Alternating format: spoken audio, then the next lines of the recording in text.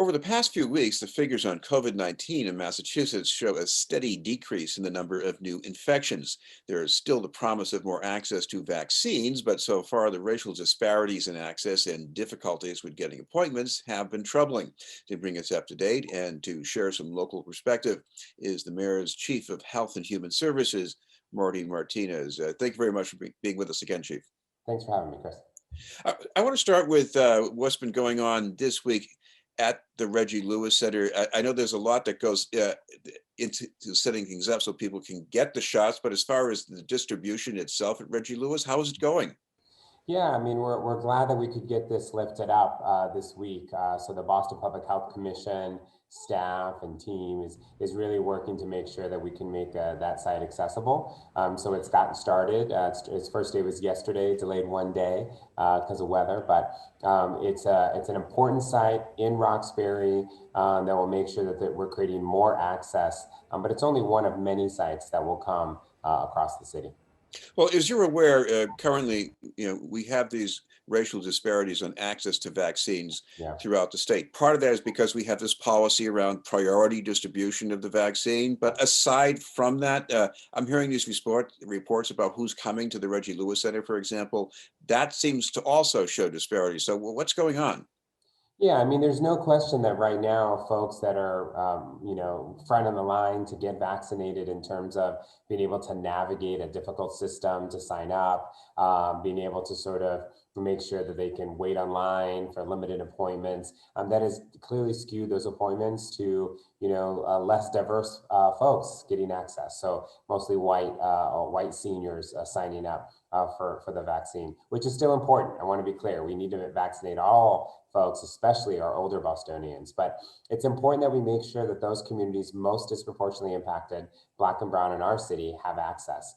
So for us, lifting up that site was an important step, but creating access was an additional step. So for example, we had a big public process to be able to sign up for appointments, as we are with all sites. But we also set aside about 15% of appointment slots for people to be able to access it through community-based organizations, through organizations serving seniors of color. So we could make sure to create some access, not just through the big public portal, but through other ways. So you have to do things like that. And the city has done it all along through testing. And we're going to continue to find ways to carve out resources specifically for our hardest hit communities. I know that so far the limited supply has been a major source of frustration, but if you have this big state portal that directs you to these other possibilities and people are, trying to make matches after midnight, uh, isn't there a need for something better? Maybe something that's more centralized in the city of Boston? Yeah, I mean, it's an interesting point. I mean, I think the state obviously oversees vaccine distribution. It oversees where doses go, who can administer them, and whose arms they go into. So the state controls that, right? And it also means that the state is the one that has the system in place for registration, et cetera. It doesn't mean that health centers and other providers aren't going to also create some mechanisms to do that. We also know the state is working on a phone line so folks can call in to be able to make appointments. Again, I think that the rollout's been a little bit bumpy, no question. But I think the point is that we want to make sure that we're creating multiple ways for folks to access sites, multiple ways for folks to make appointments. There's not just one way that's going to work for everyone. That's not the case. It's really going to need to make sure that we're partnering with community-based organizations so residents connected to them can make sure they understand where to go and how to get access. But we also have to make sure that we're creating, more confidence and trust in the vaccine. That's a huge piece. I don't want to underplay that. We're focused on the website. We're focused on, people not getting access right now. We need to make sure we don't forget the fact there's still a lot of hesitancy in the community that we have to overcome. How are you going to do that exactly? Right now, we're working on a variety of public awareness campaigns and efforts. Right now, we're in the phase where we're doing community presentations to CBOs, organizations based in communities of color, really working with immigrant serving organizations. We're doing a variety of presentations in different languages and trying to do a bunch of work on education and information so folks can make good decisions for themselves and their families. And in addition, what we're trying to do is also already collect stories, use social media, use some earned media, and some paid media ultimately to really make sure people can see people like themselves who've gotten vaccinated, understand why they overcame their hesitancy. It's kind of a two-pronged approach. We're both educating and building awareness, but at the same time, people need to connect to individuals who are getting vaccinated and hear those stories. So we're actively doing that now. So while we're focused on lifting up sites and working through all those sites, we're also really focused on making sure people can understand the benefits of the vaccine and hear from people like themselves who've gotten it. Well, one piece of good news lately is that the number of new infections is tapering down throughout the state, here in the city of Boston as Yeah. well. What's the most important takeaway from that? Yeah, I mean, it's a great sign. It's a great sign that we've seen less cases, we've seen a lower positivity rate, we've seen a decrease in hospitalizations, which means there's less of a severe impact from COVID right now. So it's a good sign. We're kind of at numbers that we were at prior to the holiday surge that we saw. So that's important. I think the big takeaway is that people are continuing to doing what they need to do, wearing face coverings, socially distancing, and doing their very best to keep COVID at bay. So while we're really focused on getting vaccines into people's arms, which we need to be, we also still need everyone to do all that they've been doing. I know folks are tired, but it's really important that we continue to do what we can to protect ourselves and those we care about. Well, that's the other takeaway I'm trying to get under the surface with you on, because is this partly because we've been wearing the mask, keeping the distance, and getting tested?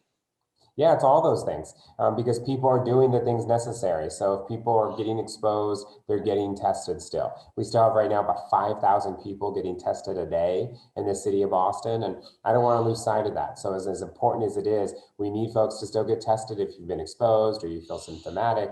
We want people to be able to get tested so we can contain any spread.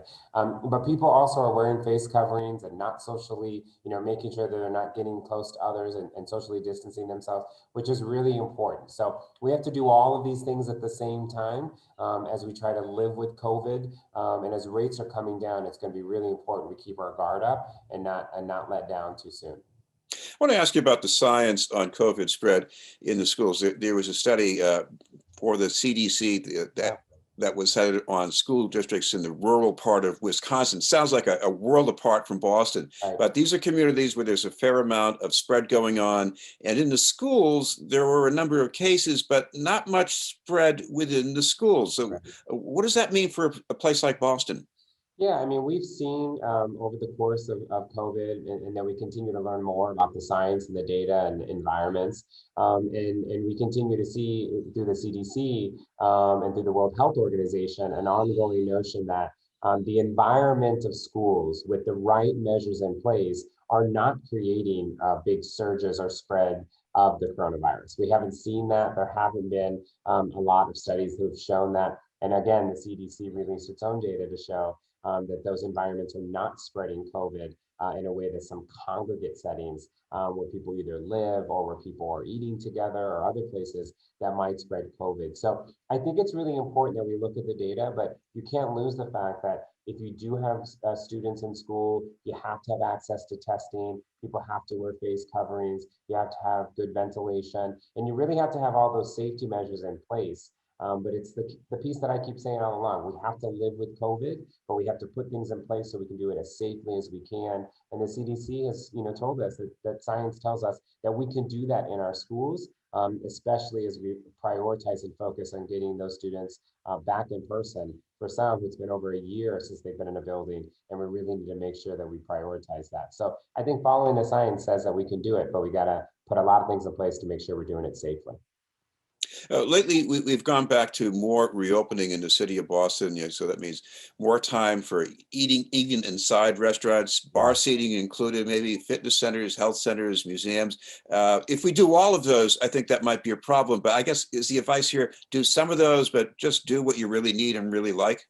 Yeah, for sure. I mean, we're focused on trying to balance it all out, right? And trying to focus on what's essential and what isn't. We still have capacity limits in the city right now in terms of those locations. We still have certain industries that can't have the number of people in there that people might like to see. And then we still have a section of businesses that are still closed, like bars, like nightclubs, like places that are not essential, right? And so for us, what we're trying to do is have a healthy balance to both not only focus on the economic recovery for the city, which is just as important for many families, but also do that balancing out the health recovery.